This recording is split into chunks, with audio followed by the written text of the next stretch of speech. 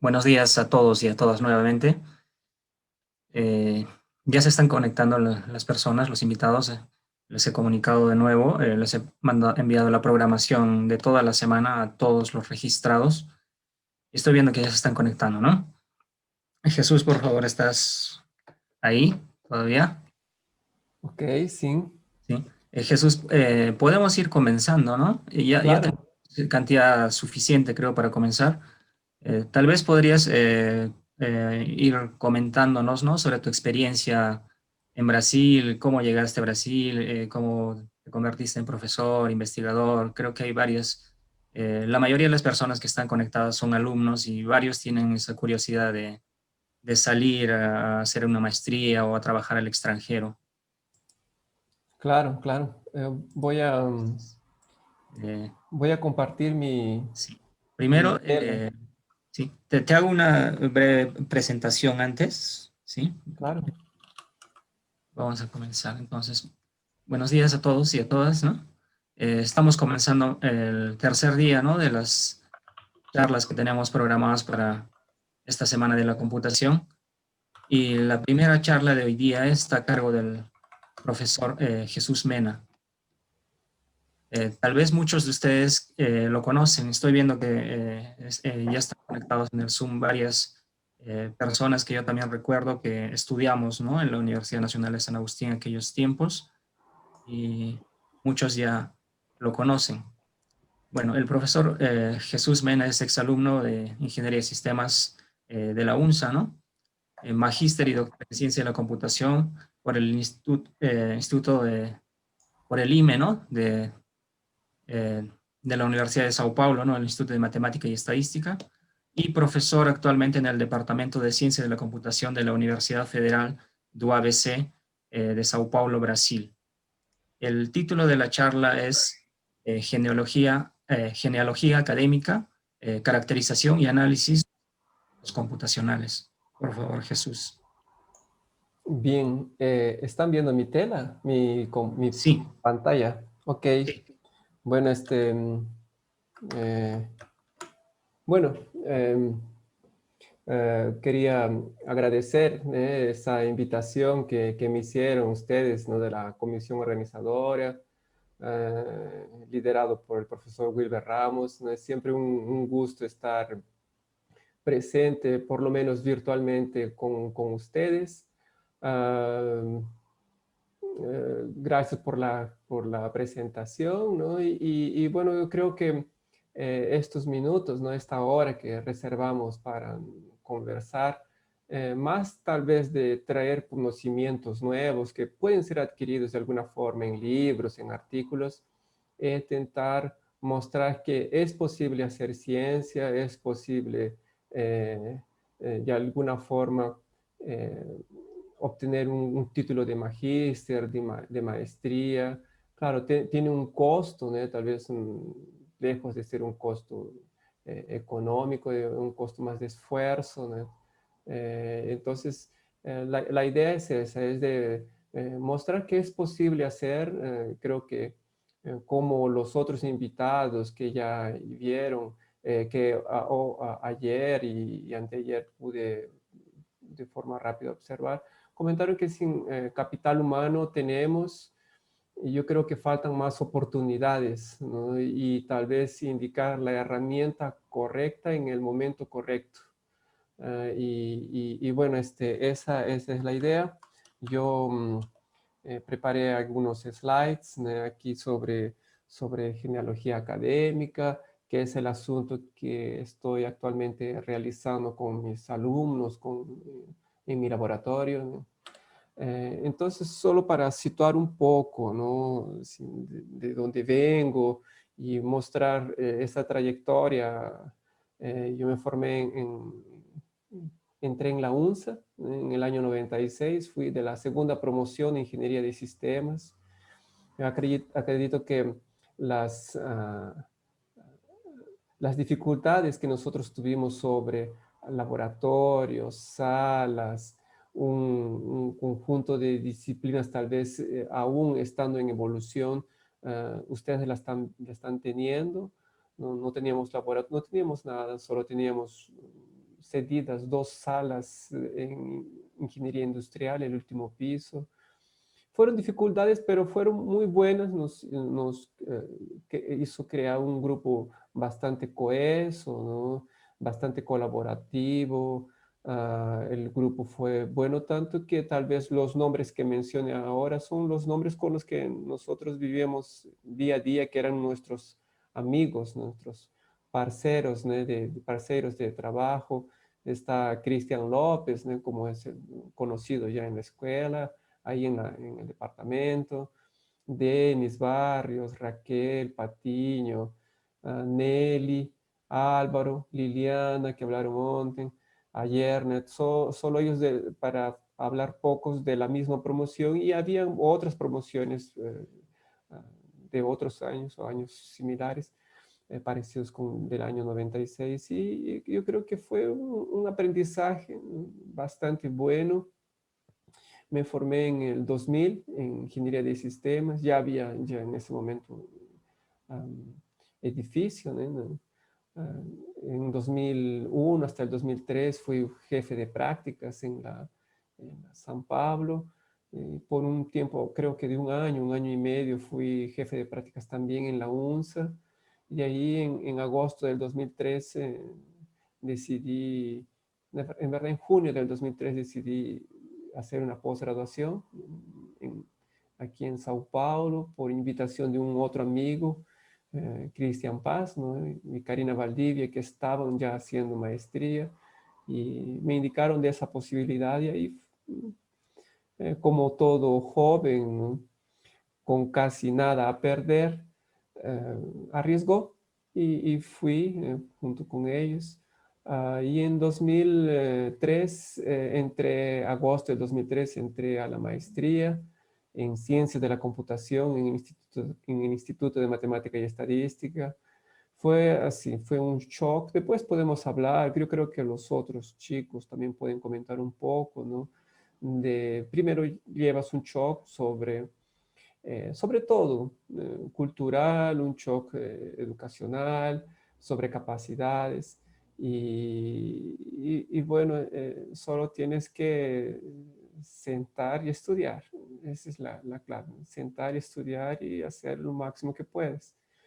Y ahí, en 2005, ¿no? Después de 2 años, defendí la maestría en ciencia de la computación. El proyecto era más de bioinformática, sobre procesamiento digital de señales. Fue bueno el trabajo, sí, fue duro, fue bueno. Uh, ese trabajo, ¿no? Esa disertación que es llamado tesis de maestría, ganó en el año 2006 el primer puesto en el CLEI. No estoy tal vez de ninguna forma intentando mostrar mis credenciales, más la intención es indicar, es posible hacer, es posible. eh, no coloqué años anteriores al 2000, al 96, porque yo estuve en un colegio nacional, como la gran mayoría está. Estudié en Moquegua, mi familia es de Moquegua. Solo fui a Arequipa para estudiar en la UNSA, una universidad muy grande, muy nueva, moderna en aquella época. Y bueno, en 2005 comencé el doctorado hasta el 2010. Hice un estagio, aquí llamado de sándwich, o un estagio así, de algunos meses en el Instituto de Matemática Pura y Aplicada en Río de Janeiro. Fue también otro shock. Y bueno, creo que de esos shocks ustedes acaban aprendiendo más, ¿no? Acabamos aprendiendo más. En 2011 hice un postdoctorado con la intención de hacer un concurso aquí para profesor. No hay una preparación, entonces es una época en que te dedicas completamente como si fuera un examen de ingreso, porque los que están concursando contigo son también doctores, son de computación, y ahí tienes que lucharla, ¿no? Entonces, oportunidades hay muchas, acrediten, muchas oportunidades. Solo es ver el momento correcto, tal vez con los proyectos correctos, yo creo. Tal vez los míos no hayan sido los correctos, pero de alguna forma, ¿no? Dieron cierto. Y en 2012 entré en la universidad, ¿verdad? En diciembre del 2011 hubo el concurso hasta llamar a mi POSE. O sea, la POSE es tomar cargo de la posición como profesor nombrado, ¿no? Ya titular, así sería más o menos así, profesor nombrado en la Universidad Federal del ABC. Y a partir de 2012, abril de 2012, porque hubo un tiempo de burocrático, como extranjero tenemos, visa, la Policía Federal y todo más. En abril asumí la posición y ahí a partir, ¿no? Ya son casi más de 8 años, ¿no? Que estoy en la universidad como profesor y fue muy bueno. ¿No? El aprendizaje es siempre bueno y casi el ritmo que estuve en final de doctorado es el ritmo que frecuentemente se está todos los días. Es una corrida grande, ¿no? Te tiene que gustar para que esto no sea pesado. Y bueno, yo trabajo en el área de computación, ciencias de la computación. Ah, el programa es programa de posgraduación en computación. Tenemos maestría y doctorado. Nuestro programa comenzó en 2012 también. Y bueno, ya formé varios alumnos. La mayoría que están en esa foto son alumnos de graduación, pero ya formé 2 alumnos de doctorado. Están siendo formados 4 alumnos también ahora de doctorado. En los próximos años ellos van a defender. Y de maestría fueron 4 o 5, creo. No recuerdo muy bien la cantidad, pero son buenos chicos, ¿no? Hasta ahora no tuve ningún peruano, no tuve la suerte de orientar ningún peruano en ningún nivel de maestría o doctorado aquí en la universidad, ¿no? Existen, las puertas están abiertas para quien quiera se enterar más sobre ese programa, las bolsas, ahora porque cuestiones financieras, ¿no? Económicas que Brasil está atravesando, tal vez un número de bolsas sea menores, pero hay una cantidad dedicada para todo año. Y bueno, mis áreas de investigación son reconocimiento actuales, ¿no? Reconocimiento de patrones, cientometría, mineración de grafos. Ya trabajé con bioinformática, trabajé con visión computacional, que fue mi doctorado. Y ahora en la universidad, a partir del 2012, trabajo con mineración de grafos, reconocimiento de patrones, aprendizaje de máquina. Todo con el objetivo de medir la ciencia, ¿no? Ciencia para medir ciencia. Entonces, eso fue más o menos el camino. La Universidad de Sao Paulo, la Universidad Federal de la ABC está en ese punto, ¿no? Está en Sao Paulo, está aquí, en Sao Paulo. Sao Paulo es grande, debe tener cuánto, casi la población de Perú entra en Sao Paulo, ¿no? Creo que Brasil tiene 220 millones. Y esa es la universidad. Esos son los bloques principales. Es gigante, en términos de perímetro es muy pequeño comparado a la UNSA, pero en términos de altura es gigante, el volumen es grande. Uh, en fin, es una universidad nueva, comenzó en 2006, es una universidad moderna, no existen prerequisitos en las disciplinas, el alumno puede escoger la disciplina que quisiera, puede escoger los cursos que quiera, no entra en una carrera, entra en un bachillerato, vamos a suponer, bachillerato de ingenierías y humanidades. Y después, dependiendo de sus afinidades, el alumno reclama el título, pide el título o los títulos, ¿no? Entonces, eso es bueno porque muchas veces cuando el alumno entra no sabe al principio, de hecho, qué es lo que quiere hacer para su formación profesional. Bien, entonces, dada esta introducción, quería comentar, ¿no?, más relacionado con cientometría, con la cuestión de nuestra presentación de hoy. Y quería hacer una introducción sobre por qué estos conceptos, ¿no? Son buenos, es muy bueno participar de esas presentaciones que están teniendo con vínculos con la empresa, vínculos con la academia, ¿no? Pero ¿por qué debemos estudiar eso, ¿no? El objetivo es aquí mostrar la necesidad y la importancia para la ciencia, ¿no? Tal vez nos últimos años en Perú se haya dado mayor énfasis a la evaluación de pesquisadores, dadas las mudanzas, las modificaciones que se tienen sobre el auxilio, ¿no?, financiero que se da, el papel de SUNEDU que está siendo eh, realizado en los últimos años. Lo que sucede es que en los últimos años las personas, ¿no?, los académicos en Perú se están moviendo más, eso es muy bueno, ¿no? Están especializando más, están siendo evaluados, y lo que quería llamar la atención es esa evaluación, cómo que de alguna forma debe ser evaluado. Sí, es correcto que se evalúe, pero debe se examinar eh, qué es lo que se está evaluando, porque una vez que he dado un estímulo, ¿no?, una vez que es dado un premio, las personas van a correr atrás de ese estímulo, de ese premio. La pregunta es si ese estímulo es el correcto, ¿no? Si el estímulo es número de artículos, la mayoría va en número de artículos.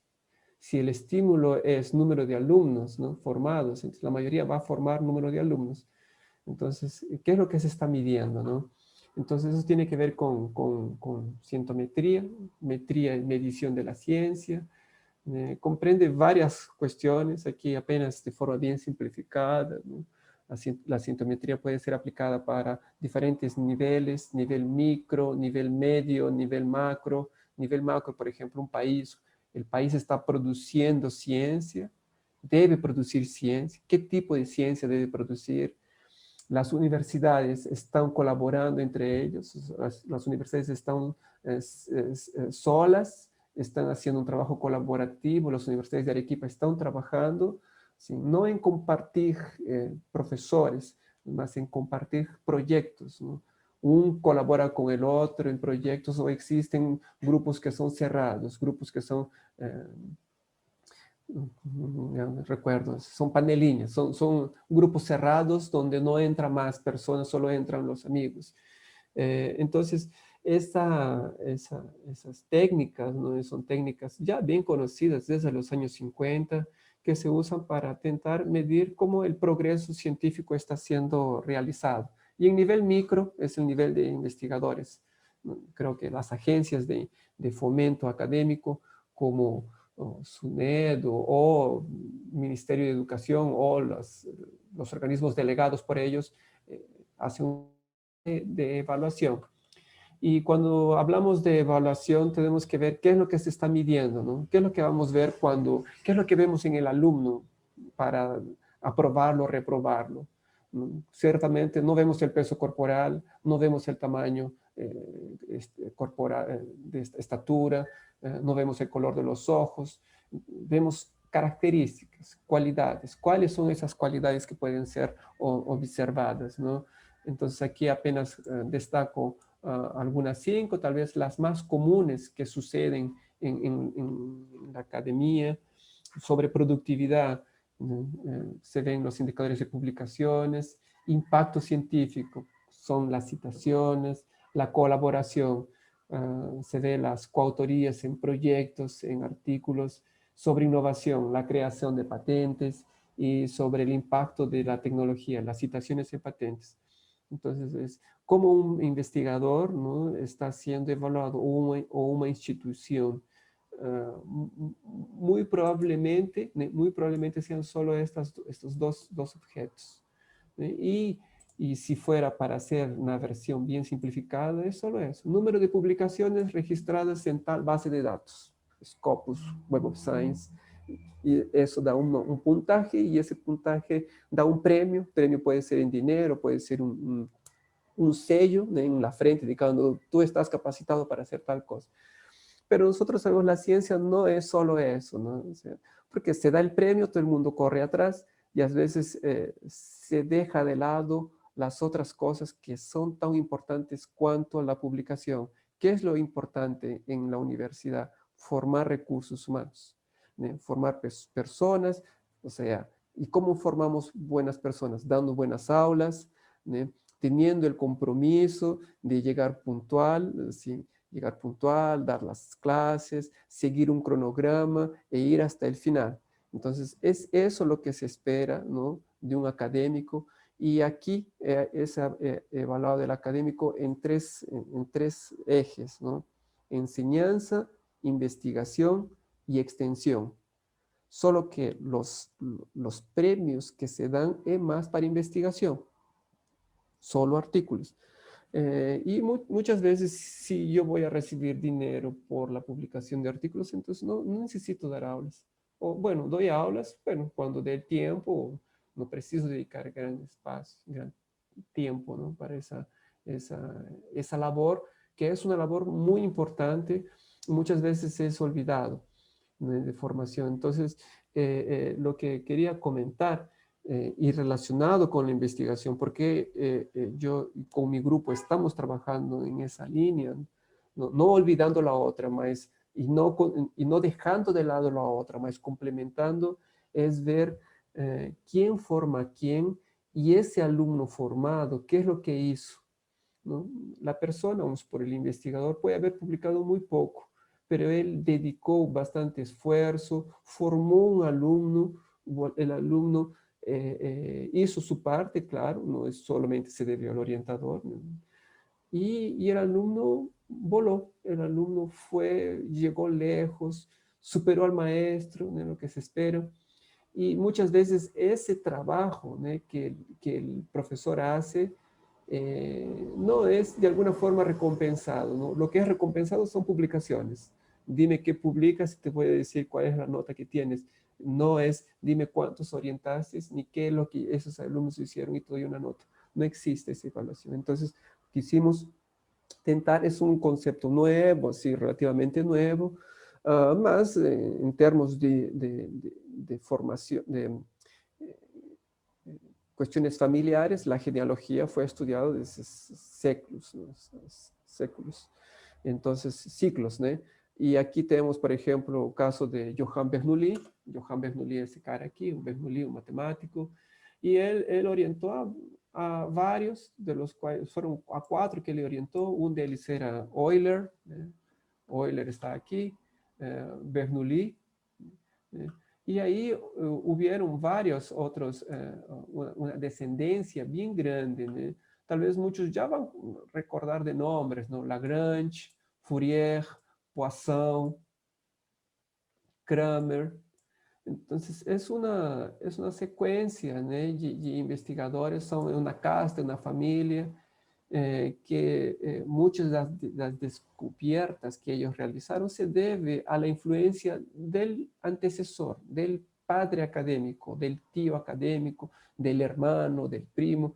Entonces, eso es lo que queríamos analizar, es dar, ¿no?, el merecido reconocimiento, no por la publicación, que ya existen técnicas, más por la formación de recursos humanos que ellos están formando. Si nosotros vemos el caso de Bernoulli, ¿no?, que es el primero que está aquí, él tuvo más de 80.000, una descendencia gigante. Él está aquí, él está aquí. Él, de los 4 hijos que él orientó, solo 2 fueron fecundos, o sea, 2 orientaron y son esos de aquí. Ese es uno, ese es otro, ¿no? Y a partir de allí hubieron varias otras generaciones de matemáticos y ciertamente los matemáticos más famosos, ¿no?, todos aquí con título de doctor, estaban aquí. Entonces, muchos de los matemáticos estaban aquí, los matemáticos peruanos estaban aquí, ¿no? Y ese reconocimiento, ¿no?, que se le puede dar a un investigador. Entonces, ¿qué sería genealogía académica, no? Es un estudio de la herencia intelectual, ¿no?, que se ve a través de los relacionamientos de orientación formal. Y tengo varios investigadores, una de las que tentó formalizar en términos teóricos, sea Casigi Sugimoto, en 2014 escribió un capítulo del libro muy bueno, mostrando qué es lo que es posible realizar. Entonces podemos analizar la promoción, la propagación de conocimiento, cuántas personas tenemos, ¿no? ¿Será que nosotros con los indicadores que tenemos actualmente en la Universidad en Perú podemos identificar cuántos magísteres vamos a tener de aquí a 5 años y de aquí a 10 años, de aquí a 20 años vamos a tener cuántos magísteres, cuántos doctores? Es la primera pregunta. Y la segunda ¿es un número suficiente para ciencia y tecnología nacional? ¿No? Entonces, no podemos tomar decisiones solo con pareceres, con rumores, con opiniones, ¿no? Tenemos que tener los datos. Entonces, no, los datos no se refutan, ¿no? Entonces, es eso. ¿Se está haciendo ese tipo de análisis? No, hasta ahora, por lo que entiendo, en Perú no se observa, solo se observa cuántos artículos la persona hizo y cuántos orientó, eventualmente se orientó a alguien, pero no se ve si esos alumnos orientados hicieron alguna cosa más. Y ahí existe un extenso trabajo sobre genealogía, diferentes tipos, de honorífica, egocentrista, histórica, paradigmática, analítica.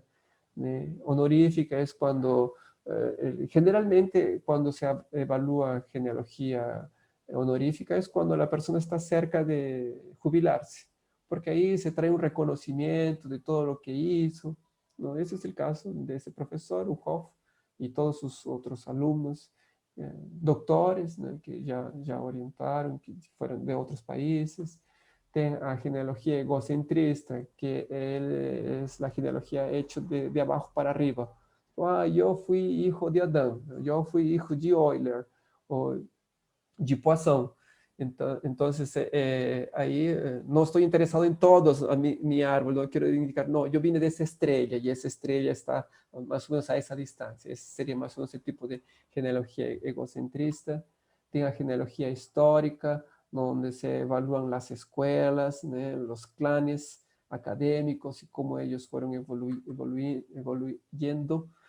La genealogía paradigmática, donde exactamente no es un yo te orienté, no existe una orientación formal, pero significa yo pasé, ¿no? Te pasé más o menos los conceptos relativos a tal teoría. Entonces ahí se pueden ver varios estudios de teorías, por ejemplo, ¿no? La evolución del pensamiento pedagógico, por ejemplo. En fin, son varias formas de análisis que pueden ser realizadas. Y aquí tenemos varias bases, ¿no? Solo voy a correr un poco más para dar tiempo para las preguntas y para las opciones que tenemos de análisis. Existen varias bases, generalmente esas bases son nuevas, tanto que en Brasil creamos una base llamada plataforma Acacia, que permite ver la genealogía académica del Brasil de forma completa, de magísteres y doctores. Esta es una base de aquí de matemáticos, una de las más antiguas, donde las personas se registran, matemáticos, doctores en matemática o áreas afines, y se muestra todo ese trayecto, ¿no?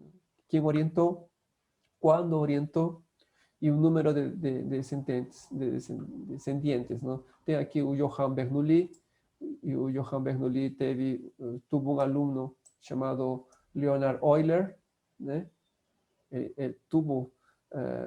Leonhard Euler tuvo en ese momento de registro más de 90.000 sucesores, ¿no?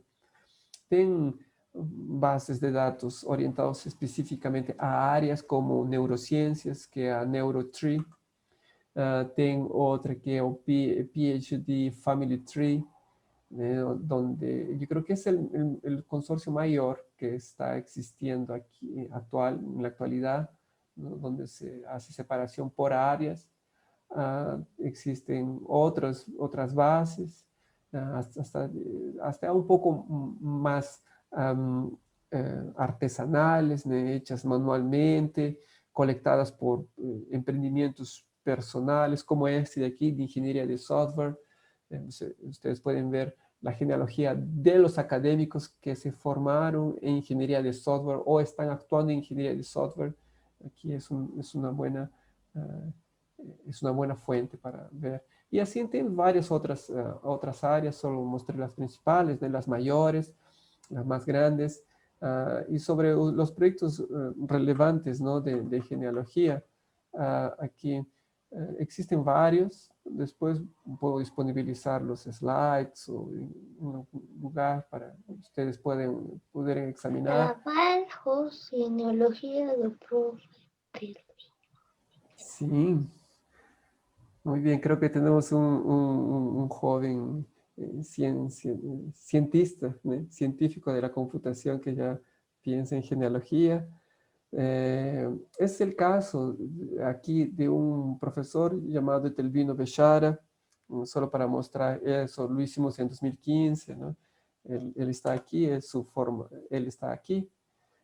Él fez él hizo el doctorado en el año 72 en Harvard, y sí, fue en Harvard, y él orientó 33 personas, maestros y doctores, y después vemos todo el impacto que él tuvo en esa comunidad académica, ¿no? Él fue homenajeado varias veces por las contribuciones que él hizo para la ciencia. Esta es una otra forma de visualización. Entonces, entra aquí, así, ¿qué es lo que entraría de cuestiones relacionadas con el formalismo computacional? Entran teoría de los grafos, bases de datos, visualización científica, ¿no? O sea, cómo tornar, por ejemplo, esta visualización de forma más simple, y es una línea grande solo de visualización, ¿no? Nosotros usamos herramientas, pero existen pesquisas, una investigación sobre eso. Él está aquí, él es el padre, ¿no? Sería la raíz de ese árbol. Tengo aquí los hijos, nietos, bisnietos, trinietos, ya está ahora en tetranietos. Y ahí puede ser hecho un análisis de comunidades también. Es el caso que hicimos también en 2016 sobre a la área de protozoología, cómo esos protozoologistas están en el mundo, en particular en el Brasil, cómo que ellos están distribuidos, cuál es la influencia, el impacto. Y bueno, existe un método por atrás, ¿no? No es solamente es un diseño, ¿no? Quería llamar la atención que no es solo un gráfico, ¿no? Una figura bonita con líneas y bolas, más existe un método por atrás, ¿no? De aprendizaje de máquina, procesamiento de lenguaje natural, reconocimiento de patrones, ¿no? Y ahí el papel de ciencias de la computación es esencial, ¿no? Porque le va a permitir acelerar todas esas cosas que antiguamente eran hechas manualmente o no eran hechas por la dificultad. Y existen varias contribuciones que ciencia de la computación puede realizar, sobre representación, o sea, crear nuevas estructuras de datos, nuevas formas de representar en grafos mismo un problema, sobre identificación, caracterización, análisis, en fin, voy a pasar bien por encima cada uno de estos puntos. Y sobre representación, ¿no? Lo común es que se utilicen lo que vemos aquí, tal vez para gran mayoría del público que está asistiendo ya vio de alguna forma qué es un grafo, la teoría que está por detrás. Pero un grafo, un grafo de genealogía no es necesariamente un árbol. Aquí existen ciclos, o sea, el orientador puede ser tornar el orientado de alguno de sus descendientes. Eso es posible. Ya en genealogía familiar eso no es posible. Entonces, existen ciertos detalles, ciertas restricciones que pueden ser consideradas. Y ahí las funciones de transformación o las funciones de representación divergen, y cada forma de representación ayuda a responder preguntas diferentes, preguntas que las otras no hacen. Lo común es que cada vértice sea una persona y la aresta sea la orientación, ¿no? Quién dirigió, quién orientó. Y aquí, ¿no? Esa es una forma. Y otra forma es en que cada vértice puede ser una banca de defensa, una banca de sustentación de tesis. En fin, son varias formas, y apenas aquí mostrando dos de las más conocidas, pero existen varias formas, y es para registrar eso en algún lugar, sea una base de datos relacional o orientada a grafos, ¿no? A, a la representación es importante. Entonces, no es algo así, no es algo tan, puede ser trivial como aquellos vértices y arestas, o puede ser tan compleja cuanto nosotros querramos que sea, y a partir de ahí, una vez teniendo una nueva estructura de datos, una nueva representación, se necesitan algoritmos, son nuevos algoritmos, y ahí el papel de ciencias de la computación es importante. El otro caso es la identificación de grafos, ¿no? Cómo mostrar, cómo crear esos grafos, por ejemplo, en el caso de Perú. Imaginen, no tenemos base ninguna. Solo ahora, en los últimos años, las personas están registrando no sé cuál es el nombre actual. Antiguamente era Dina, no sé si era Rita, en fin, ahora creo que CB, no sé qué. Y, generalmente esos registros son registros actuales, de los últimos 10 años, 15 años, pero no podemos tener un registro más histórico, ¿no? Entonces, es un desafío grande y aún está en abierto, es cómo de forma automática identificar esa evolución, esa genealogía académica entre todos los que se formaron, vamos a suponer en pregrado, ¿no? En pregrado, ciertamente, por ejemplo, el profesor Wilber Ramos, él estaría uno de los que formó e influenció bastante, estaría también Ernesto Cuadros, los profesores que tal vez tuvieron una formación mayor, tanto en los primeros años como en los últimos.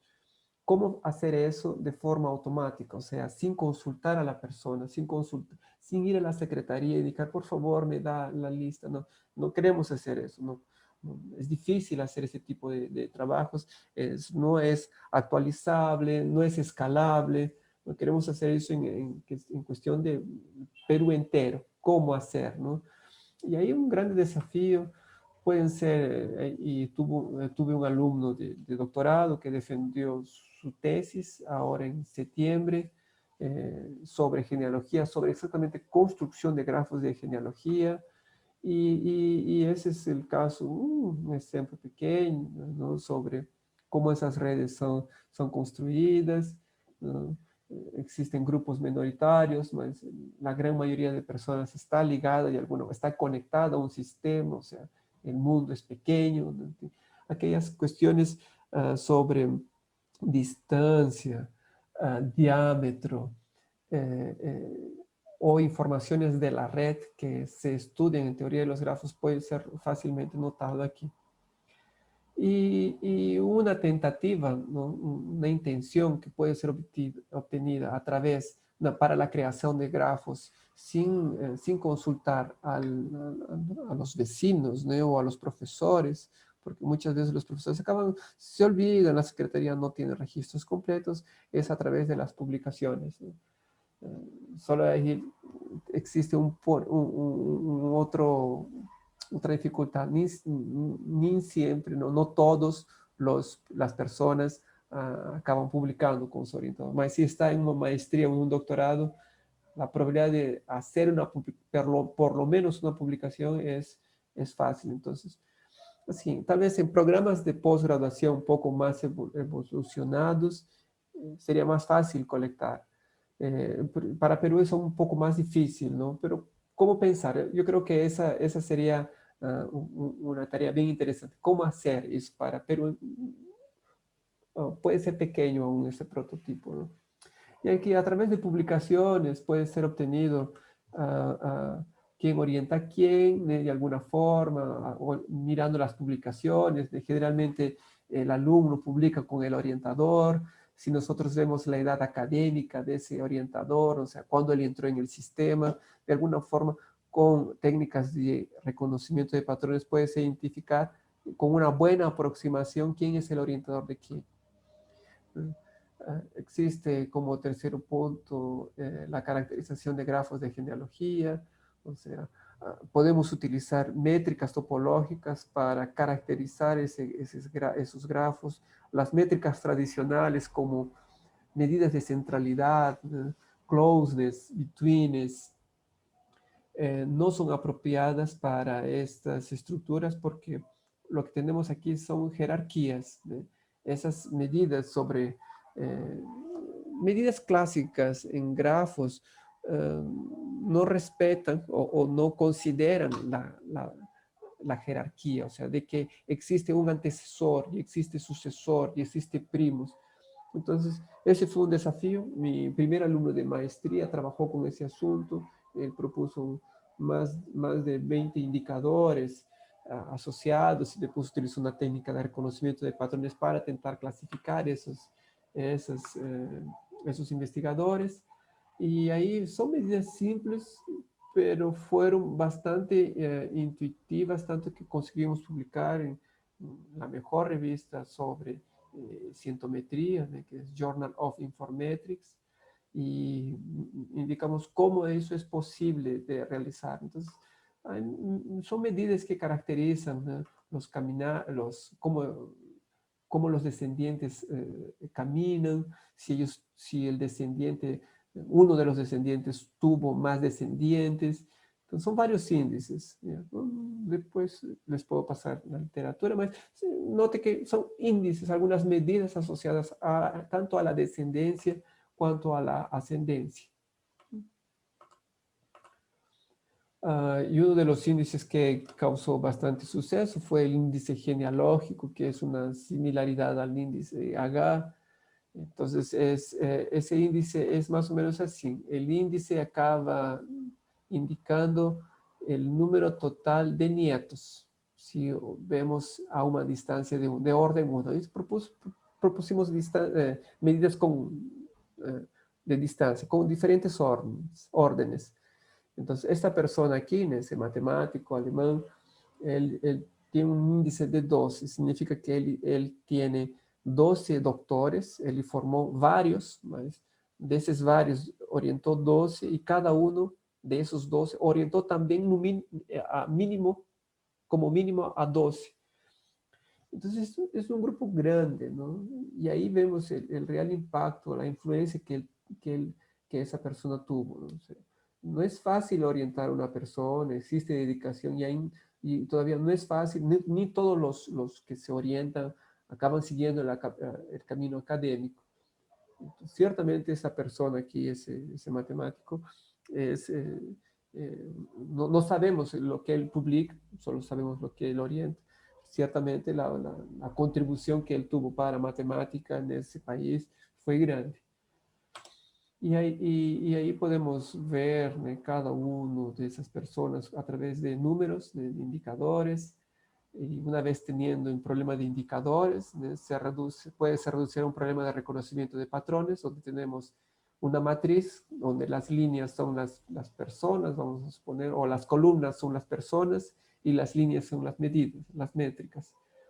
Y ahí existe una herramienta gigantesca, ¿no? Existen ahora muchas herramientas que permiten ese tipo de agrupamiento, y ahí podemos colocar a través de técnicas de proyección todos en una o dos dimensiones y ver quién está influenciando más. Podemos ver, por ejemplo, los países que ellos influenciaron más. Podemos ver ciertas características, ¿no? Sobre una escuela de un país influencia qué. Por ejemplo, la escuela de Estados Unidos influenció más a Alemania y el Reino Unido. Ya a escuela de matemática de Alemania, Reino Unido, de Francia, acaban influenciando más, ¿no? Entonces, podemos hacer un histórico, ¿no? Sobre influencia, impacto, y bueno, sobre nucleación, ¿no? Por ejemplo, la San Pablo, la Universidad de La Salle, ellos son más nuevas que la UNSA, y muchos de esos docentes que actualmente actúan allá se formaron en las universidades más antiguas. tipo la UNSA, la Católica, y antes de la UNSA tenía la Universidad de Ingeniería. Nosotros podemos hacer un estudio sobre esa nucleación, o sea, cuál fue la importancia, ¿no?, de esa universidad en la otra, cuál fue la importancia de la UNSA en la São Paulo, por ejemplo. Grande parte de los alumnos formados, los iniciales, son de la UNSA. ¿Cuál es el impacto de la UNSA para la Salle, o la Católica, o de la Católica para la UNSA? Porque si nosotros vemos, no, esa universidad no está, vamos a poner, esa universidad X está produciendo poco, mas ¿cuál fue el impacto, ¿no?, hace años, el impacto hace 20 años, 30 años? Es ese reconocimiento que se está olvidando, ¿no? Y no podemos olvidar de nuestra historia. Entonces nosotros, a través de ese tipo de registros, podemos hacer ese tipo dar ese tipo de respuestas. Entonces aquí era una tentativa, ¿no?, y está siendo hecha sobre cuál es, por ejemplo, el impacto de aquella universidad que comenté, la Universidad Federal del ABC, comenzó en 2006, nueva, moderna, ganó varios premios, tiene indicadores muy buenos, pero así, no nació de nada, los docentes son de otras universidades. Entonces, el 50% de los docentes de la universidad donde estoy son fruto de la Universidad de São Paulo, 51%. Después tienen Unicamp, UFRJ, PUC de Rio, y hay varios, ¿no? Entonces, la influencia, ¿no?, se tiene que mensurar y con eso proponer, por ejemplo, hasta colaboraciones más formales entre esas instituciones. Entonces, un grafo de que generalmente son vértices y los vértices son personas, podemos transformar en un grafo diferente, donde los vértices son instituciones, y ahí vemos la influencia de una institución en otra. Ahí existen procedimientos computacionales para todo ese proceso. Podemos, una vez teniendo el grafo, tentar identificar el flujo de conocimientos. ¿Quién influenció qué tal tópico? Lo que se dijo, existe una influencia, ¿no?, de alguna forma. El profesor X vino a la universidad, él era especialista, vamos a poner, en base de datos. Y ahí los alumnos se encantaron por el tópico de él. Hubo una influencia de tópicos, él puede no haber orientado al alumno, pero fue ese gatillo, ¿no?, ese inicio que permitió después de años el alumno hacer una maestría en base de datos, por ejemplo. Entonces, ahí podemos ver ese flujo o diseminación de conocimiento, de qué influencia a quién. Entonces, teniendo un grafo original, se pueden seleccionar algunos tópicos. De esos tópicos se puede ver la relación, y ese fue el trabajo de mi primer alumno de doctorado. Hizo un análisis de flujo de conocimiento entre investigadores, no solamente de Brasil, mas principalmente de los matemáticos. Y ahí va una extensa cantidad de técnicas sobre identificación de patrones de interconexión, y ahí computación entra en la vena. ¿Sí? Existe en los últimos años una teoría llamada motifs en grafos. Un motif sería, vamos a poner así, es ¿cómo se llama? Tillolo, una de estas cositas que aparece aquí en la pared, un ladrillo. Ustedes pueden dar característica total a la pared vaciado en el ladrillo. Entonces, un componente importante es el ladrillo. Y esos componentes existen en varias, esas unidades básicas existen en varias estructuras, inclusive en la música, por ejemplo, ¿no? Muchos artistas hacían uso de esos artefactos. Ustedes pueden procurar Motif, Mozart, y ustedes van a ver que esa es una característica que aparece en la música, ¿no?, principalmente en la música. Entonces, aquella sinfonía número 5, ¿no?, de Beethoven, existen esas 4 notas, ¿no? Tu, tu, tu, tu, y creo que aconteció alguna cosa. Alguém está... Tudo certo? Estão me ouvindo aí? Sí, Jesús, estamos escuchando, pero Eh, ha vuelto negra. quedou... Sim. Bueno, vamos... Enquanto... Não sei o que sucedeu. Ujú. Bom, puedo ir ya comentando, ¿no? Qué extraño, Sí, súper extraño. Y estoy usando Linux. Estoy aquí. Cast, create, F11.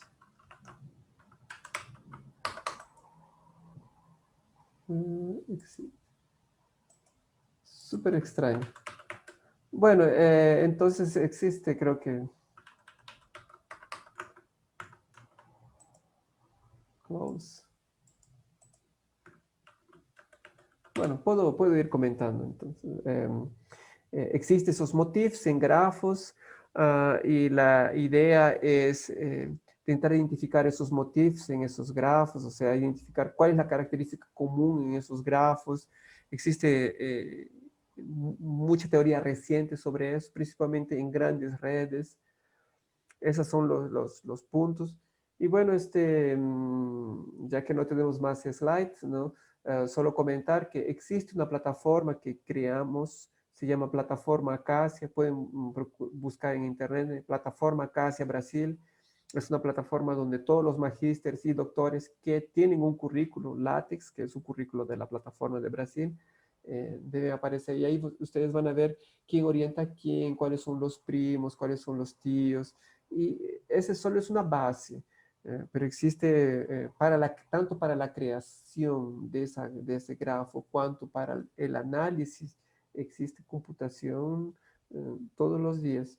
Entonces es más o menos eso lo que había preparado, no solo retomando las ideas, ¿no? Eh, existen diferentes formas de evaluar personas, evaluar académicos, evaluar instituciones. La gran mayoría son publicaciones. Ese tipo de genealogía académica acaba dando una otra visión, una visión complementar. No sustituye, pero es una visión complementar para lo que también debe ser observado. Y documentar, ¿no?, la historia, ver nuestros antepasados académicos, ver quién es especialista en quién en aquel momento, dónde están los hijos académicos actualmente, ¿no? Muchos de los... Si nosotros vemos, por ejemplo, en caso de computación o carreras afines, computación, sistemas, electrónica, UNSA, y intentamos hacer una evaluación sobre la formación, nosotros vamos a ver que, de hecho, UNSA para Perú tiene un impacto grande en computación, ¿no? Muchos de los alumnos formados en Arequipa, sean así, de la UNSA los profesores fueron para la San Pablo, para la Católica, y muchos de ellos fueron para Lima. Existe un tránsito, una movilidad. Y cuál es el reconocimiento que se le está dando a la UNSA, ¿no? Raramente se discute eso. Entonces son medidas, creo que van a traer a la reflexión, ¿no?, sobre qué ver, ¿no?, y cómo ver. Entonces es más o menos eso lo que había planeado. Infelizmente había más slides, pero ya creo que eran ya los últimos. Estoy aquí abierto a preguntas. Y bueno, es bueno nuevamente estar aquí. No consigo ver nada, la pantalla está totalmente negra, pero los estoy escuchando. Gracias. Sí, muchas gracias, Jesús, por tu charla. Bueno, vamos a pedir al público que hagan sus preguntas, por favor. Pueden hacerlas por voz si desean, ¿sí? Sean precisos en sus preguntas, o también si desean pueden hacerlo por el chat, ¿no?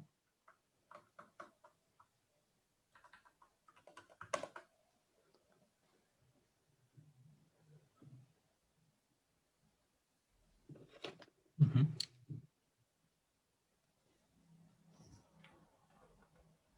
Sí, aquí Junior Cupe hace una pregunta, Jesús, dice, ¿están considerando el tiempo como variable para construir alguno de los grafos?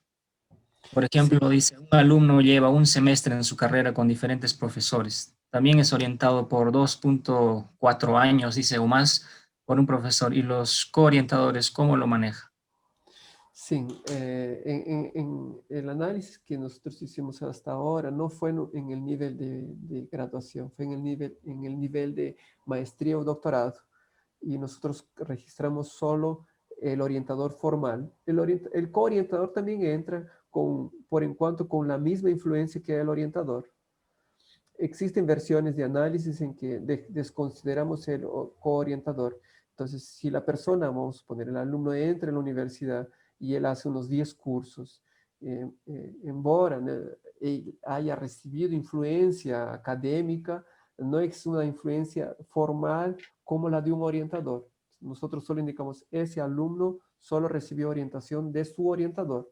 Es una forma simplificada, claro, porque obtener esas informaciones exactamente de quién, en qué momento y cuánto es mucho más difícil. Entonces, nosotros comenzamos por usar primero simplificaciones de lo que tenemos a la mano. Yo creo que es difícil obtener exactamente esas informaciones porque ahí son versiones más subjetivas, ¿no? Quedó 2 años y medio en la universidad.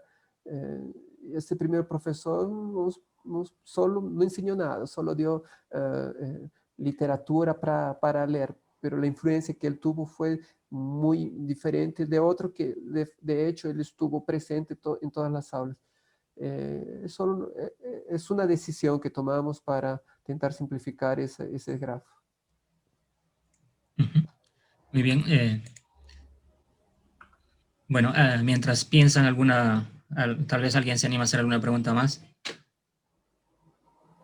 Jesús, bueno, yo tengo, digamos, he tenido algún pequeño roce, digamos, con esta área. Cuando estaba comenzando el doctorado ya en la Católica de Río, en la PUC de Río, mi asesor había orientado a un alumno que trabajaba con esto de cienciometría. Su tesis era sobre, básicamente, evaluación de investigadores o de profesores, ¿no? Y Mm, justo estaba planteando en su tesis, ¿no? De esto, ¿no? Las formas de evaluación, que normalmente se hace por lo más simple, ¿no? Que es el H-index, cuando hay otros indicadores, ¿no? sí. Y el proyecto no continuó, ¿no? Tenía un proyecto que se llamaba Lattes Scholar. Y el Mm, principal problema del Lattes, ¿por qué se desanimaron, digamos, algunos alumnos en continuar el proyecto, que terminó más o menos en el 2013, fue que Lattes estaba muy cerrado ya. Lattes es una plataforma, ¿no? Para los que no conocen, es una plataforma de investigadores, ¿no? Donde tienen registrado su CV básicamente, ¿no? Similar al DINA, ¿no? Que tenemos en Perú. sí. ¿Cómo están haciendo o cómo están tratando ese problema, Jesús? Antiguamente, cuando no existía, así, inicialmente ellos daban acceso total y restricto para la base. Creabas un web scraper y ahí bajabas todo lo que querías. El servidor no dio cuenta de todo los procesamientos de todos los proyectos. Allí ellos colocaron un captcha, un reCAPTCHA para intentar bloquear ese acceso automatizado. Ah, Eso fue muy malo, ¿no? Para los cientometristas, para los investigadores, pero por otro lado abrió la posibilidad de institucionalmente hacer la solicitud de esos currículos. Cada universidad tiene acceso a un IP, a través de un IP, a un web service que CNPq da, que es el gobierno. Nosotros tenemos acceso. Yo creo que ahora la gran mayoría de universidades tiene acceso a esos currículos. Las informaciones son un poco más lentas, ellos tienen un límite de 10.000 currículos por día. Puede parecer mucho, ¿no? 10.000 currículos, pero para Brasil tenemos casi 7 millones de currículos. Y los doctores que están registrados actualmente son cerca de 350.000 doctores. De los doctores activos, o sea, que están actualizando en el último año, son más de 250.000 doctores. Entonces, en comparación, ¿no? A lo que vemos a nuestros pares de América Latina, es una masa crítica bien grande, ¿no? Y eso da un nivel, una potencialidad grande de tentar identificar especialistas, tentar identificar quién podría asumir tal cargo, tal posición. No caso del Perú, yo creo que a través de un acceso, una solicitud, ellos van a dar el acceso a los datos. En Uruguay es así también, con los proyectos que tuve con Uruguay. En Brasil, nos facilitaron a través de web service, mas hubo una época de unos años, 2, 3 años, en que ciertamente tuvimos que colectar a través de un robot, ¿no? Nosotros somos de computación, creamos un robot que pasaba por ese sistema, ese captcha. Y con eso colectábamos esas informaciones, pero ahora ya tenemos acceso más formal, más institucional. Entonces, lo que me llama la atención, ¿no? de la dimensión que sucede en términos de académicos en Brasil y en Perú, es eso, ¿no? Nosotros estamos indicando una masa bien grande. En mi universidad, en la UFABC, es nueva, tiene 14 años y ya tiene cerca de 700 doctores, son 700 profesores doctores y no puede entrar a la universidad nadie que sea diferente de doctor, puede ser doctor o doctor, ¿no? Mínimo doctor. La masa crítica que se forma, no solo para finalizar esa parte, extendiendo un poco más, el número de doctores que se forma aquí en Brasil es más de 12.000. Tenemos 12.000 doctores por año que se forman. Perú está a camino, ¿no? Perú está comenzando, la ciencia en Perú está mejorando. Yo creo que muchos de los peruanos, no solamente en computación, están volviendo, ¿no? Están haciendo escuela en Perú, eso es muy loable. Y yo creo que así, es un negocio que, no es es una cosa que tiene que ser continuada, ¿no? No puede parar. Y para eso necesitamos gente comprometida de todos los lados, iniciando en pregrado, ¿no? Y ahí todo el mundo gana, ¿no? No solamente la persona que termina la graduación, va a la universidad, puede ir para empresa, creación de empresa. En fin, creo que este evento está trayendo de alguna forma ideas, ¿no? Para que nosotros en esa pandemia no nos sintamos solos, ¿no? Existe mucha gente pasó por eso, mucha gente está pasando por eso y no se sienta solo, contacte, no tenga miedo de contactar, aproveche su posición de alumno. Una de las cosas que comento para mis alumnos es, alumno puede equivocarse, alumno, un profesor recibiendo una pregunta de un alumno puede falar, todo bien, él no sabe, le voy a ayudar. Ahora, haga eso en su posición de alumno, no en posición ya de forma, ¿quién que está hablando? Ah, ya es un magíster, ¿cómo que así no sabe? O un doctor no sabe. Entonces, aprovechen, abusen de su posición de alumno en instigar, ¿no? En correr atrás y consultar, y no tengan miedo, no tengan miedo. No, lo peor es van a recibir un no ya lo tienen, ¿no? Ujú. Muy bien, Jesús. Hay una pregunta aquí, ¿no? Si puedes disponibilizarnos la presentación, ¿sí? Sí, Después te sí, sí, formalmente el pedido, ¿no? Para ver si puedes disponibilizar tu sí, presentación para sí, que sí. puedan descargarse los participantes, ¿no? Franklin Canasa pregunta, ¿podría darnos algunos ejemplos de aplicaciones que se pueden dar, ¿no? Con los resultados del análisis genealógico? Ah, sim, são vários, né? Por exemplo, identificar especialistas. O problema agora que sucede sobre COVID, não? Chegou COVID, nos tomou de surpresa, chegou a Peru. Eh, ¿Quiénes son las personas que están trabajando con eso? Yo no quiero personas que sepan sobre salud. Yo quiero, ¿quiénes son las personas que sepan sobre COVID o sobre pandemia? No solamente de medicina, más de historia, de sociología, de artes, de computación, porque quiero hacer un equipo de trabajo. Teniendo esas informaciones registradas, se puede hacer ese rastreamiento. Entonces, de forma, si tuviéramos una base completa, Esa base podría servir para identificar ese tipo de especialistas, ¿no? Forma un grupo de trabajo, llama a ellos, paga por ese servicio y no vas a tener una masa crítica mejor que esa. Entonces, la genealogía permite ver, puede permitir identificar quiénes son esos, porque no solamente llamas al padre académico, más al hijo, y ahí acabas de tal vez dejar de lado las consultas al amigo, al vecino, ¿no? Por ejemplo, ¿qué es lo que sucede generalmente? Tenemos este problema aquí. ¿Y qué es lo que hacemos? Preguntamos al vecino, ¿no? ¿Tú conoces a alguien que trabaja con eso? Yo creo que tal persona. Entonces, generalmente, como vemos, es una búsqueda local, ¿eh?